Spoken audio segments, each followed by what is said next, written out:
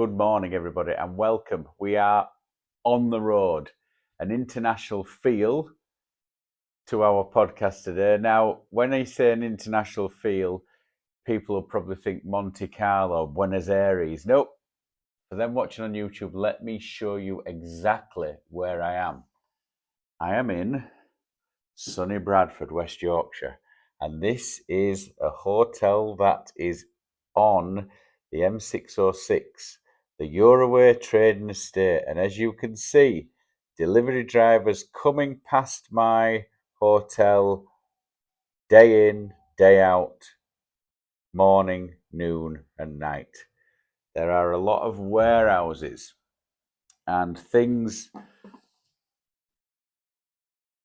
need to be delivered at all hours of the day. But it's cheap, it's good, and what else can you ask for? Now, I arrived here, I've been here a week now, that's why you got no podcast last week. So we left Tokyo on Tuesday at 5 o'clock.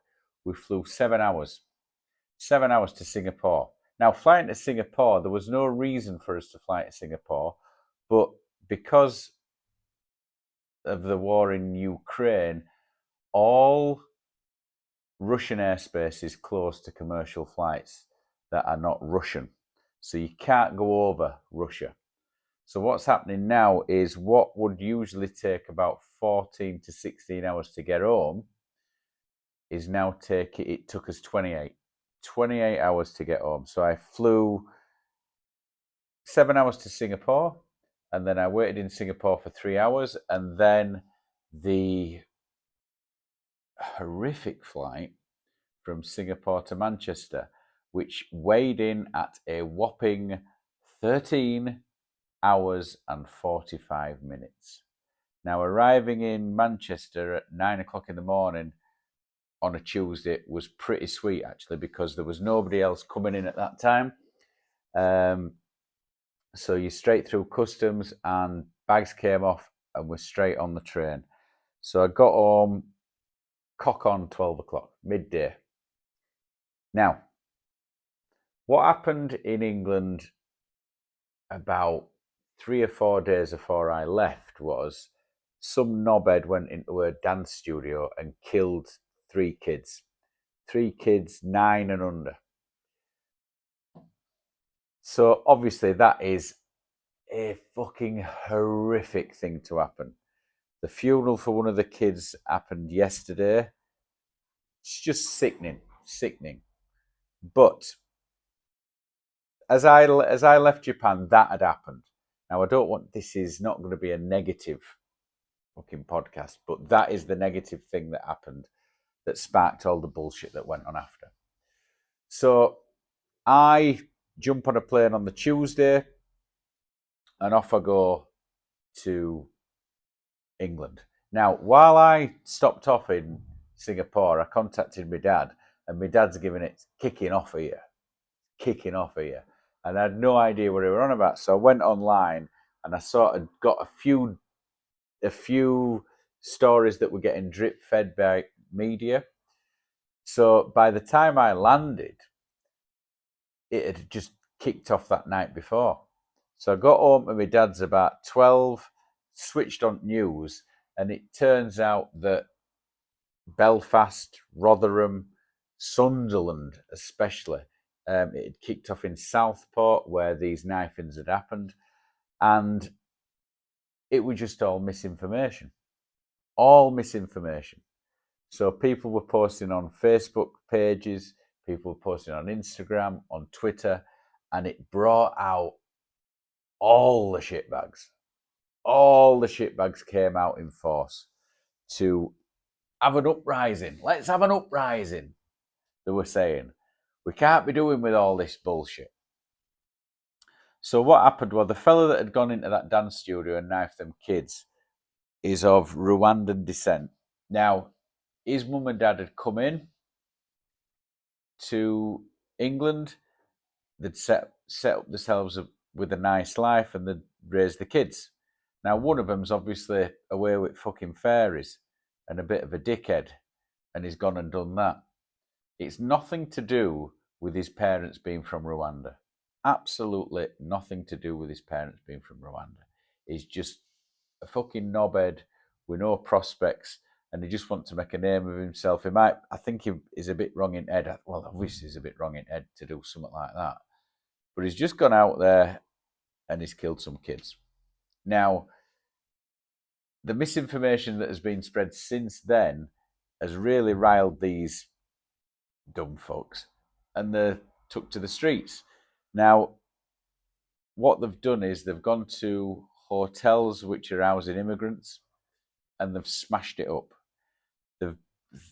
Now, if you're gonna scare somebody, mobs will take to the streets and burn shit. It's what happened in Nazi Germany. It's what's happened in the past. Now, it only seems to be these working class people that are going out there and doing it. So the morning after, the Wednesday, when I got the newspapers, there were all pictures and photographs of all these rioters, and the police have said, look, these are the people I've caught, the rest of you expect a call. Now, modern technology as it is, face recognition as it is, you're going to get found. You're going to get found. It don't matter if you've got a face mask on, you've got an hoodie on, they're going to catch you. Now, the people that they've caught so far has been a very varied and wide-ranging. There were one fella that got caught in, I think he was caught in Southport. He'd obviously twatted a copper, and this fella is 58 years old. He's a truck driver from Northwest. He's not even from the town he got arrested in. So he has gone out of his house in Manchester. He's travelled over to Southport, which is about a 25-mile drive. He's got in with mob that are already gathering, and he started throwing bricks and playing hell and just fighting with coppers. Anyway, he's been collared.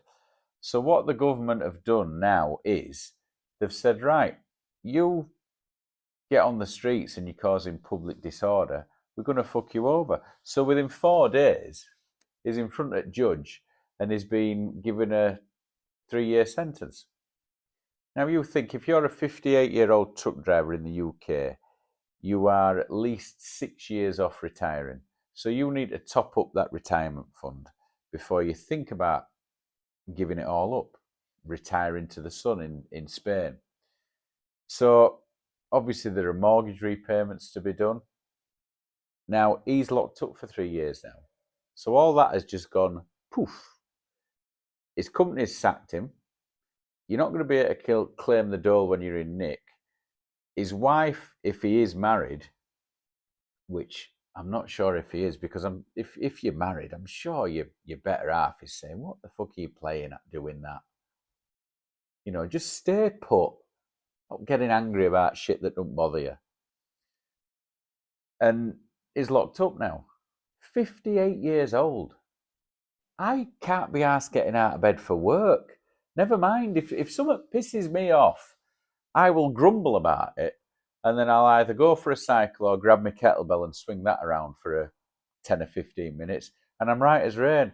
I am not getting in a car, travelling 25 miles, finding a mob and throwing bricks at the police. I'm not going to fucking do that. I'm going to do what normal English people do, and I'm just going to fucking mumble to myself, complain, but I'm not going to tell anybody else. And that's what he should have fucking done.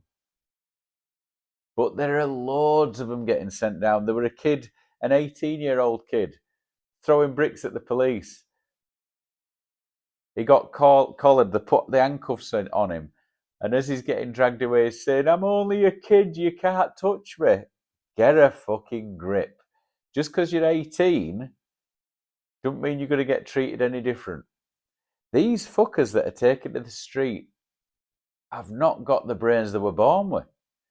They're just reading what they're reading on internet, taking to the streets and deciding, right, I'm going to kick off. 18-year-old, straight in front of the magistrate's court, he got 3 months. 18 years old. So obviously he's going to be going to university or some sort of college in the autumn. If he's still in the nick when that starts, he's going to lose that. Plus the fine, solicitor's fees. 18 years old and you're in nick. So once you go into nick at 18-year-old, that's going to follow you all the way through life. You can't get into Australia if you've got a criminal record. You can't get into Japan if you've got a criminal record. You can't even get into Japan if to be a tourist. So all that's gone just for the sake of taking to the streets and protesting about shit that didn't happen. It's just a weird kid whose parents are foreign. Now, I'm sure if it were a weird kid whose parents were English, none of this is going to happen. None of this is going to happen. But there you go. On the newspapers today is Tuesday the 13th of August today. So I got a paper for my dad, and they've identified a 12-year-old kid who took to the streets. And he was caught in 2 riots. So not just 1, 2. Now, after about a few days, when these sentences started getting handed down, and they were pretty hefty and they were pretty quick, all these racists that want these immigrants out sort of started to shit themselves a bit. And then it all stopped. So they're opening paper and going, fucking hell, 3 years. 3 fucking years just for throwing bricks at police. I think we'll put that into bed. Now, what these right-wingers are coming back at is the way that they're getting sentenced really quick. These white people, these English people are getting sentenced really quick and they're getting sent down. Whereas when an Asian or an immigrant does it, they seem to take the time. And I'm coming at it from the other side. I'm giving you both sides of the equation here. So on one side, you've got rioters burning libraries, burning citizens' information bureaus, burning hotels, throwing bricks at the police, fighting with the police. You've got that side. Now, the other side is the government, the law, are sentencing them and getting them sent down within a week. They're in prison. So from throwing that first brick to be in prison behind bars, it's been less than a week. Now, looking at it from the other side, if a foreigner did that, an immigrant did that, they're not going to jail as quick. They just aren't. So that's what they're arguing about, this 2-tiered policing. For me, it's a lot more stricter for me than it is for somebody who's come in illegally or somebody who's come in seeking asylum. It's just different. Now, I'm all for getting on. That's where I'm coming from.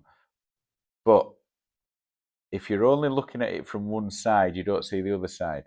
These fellas are getting sent down quick. If it were happening on the other side, they'd be out on parole and they'd be waiting for the court date. They wouldn't be getting sent down so quick. So I can see after the rioting, not what caused the rioting, but after the rioting, I can see where they're coming from, getting pissed off about it. Now, the image that is sticking in my head throughout all this bullshit that's been going on is what you have in the UK for your international listeners is Greggs. Greggs. Now, Greggs, in the last year since I've been away, I am amazed at how many of these places have popped up. They're getting as popular as McDonald's. They really are. And what they are is, it's a McDonald's for pastry lovers. That's all it is. It's a McDonald's for pastry lovers. Meat pie, pork pie, minced beef and onion, cheese rolls, any sort of pastry, buns, muffins, all the fucking good stuff. that will fuck up your waistline. They are everywhere. Me and my dad drove on Ring Road. We'd been out up to Ripon. We'd been up to Ripon and we drove back across Bradford on the north of the Ring Road, and we counted 4 Greggs. Drive-throughs. You can get fucking pork pies in a drive-through. They're everywhere. This is why the whole fucking country's getting massive. I'm walking round now and seeing people of the size of something that is mythical. They're enormous. And I'm having to put it down to all these Greggs popping up everywhere. So when we can't find something to eat, my dad's going, Greggs. There's a Greggs there. There's a Greggs there. They're fucking everywhere. Now, the thing with me is the sheer... What word am I looking for? It's not fun, but they're trying to get the immigrants out. And there were a fella. It's always fellas. I think out of all these arrests that have happened, these hundreds and hundreds of arrests, I think there's only been one woman, because women are fucking sensible. Women are sensible, but not sensible enough to stop the fellas going out rioting. But there were a fella walking out of Greggs. He's got his mask on. He's got his hoodie on. He's got a tray of fucking beef slices.